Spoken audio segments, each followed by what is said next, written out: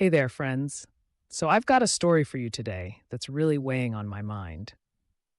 It all started at a dinner party with some friends, and things took a turn I never saw coming. Let me set the scene for you.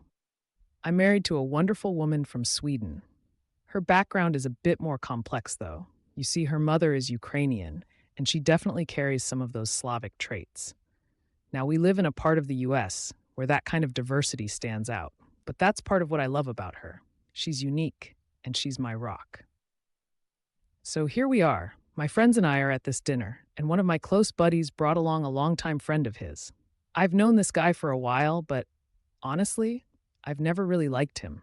He's one of those friend by proxy types, always pushing the envelope with his jokes, often crossing the line. Right off the bat, he starts in on my wife. "So tell me about your Russian wife," he says, clearly not understanding where she's from. I try to explain her heritage, but at that moment, I can practically see the gears turning in his inebriated mind. And then it happens. He makes a joke, referencing Melania Trump, and follows up with, "How much did it cost to get her over here?" I could feel my stomach drop. I brushed it off. After all, I didn't want to ruin the evening for everyone else. But deep down, I was fuming.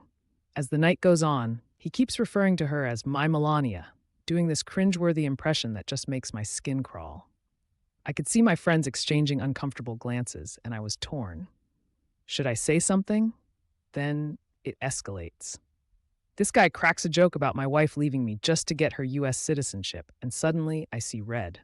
He talks about a law enforcement agency showing up at our door, making fun of her accent. That's when I finally snapped. "Will you fucking stop?" I shot back, my voice rising. I could feel the heat in my cheeks as I let him have it. I said some things I probably shouldn't have, and I knew it was loud enough for several tables around us to hear. In that moment, I felt justified.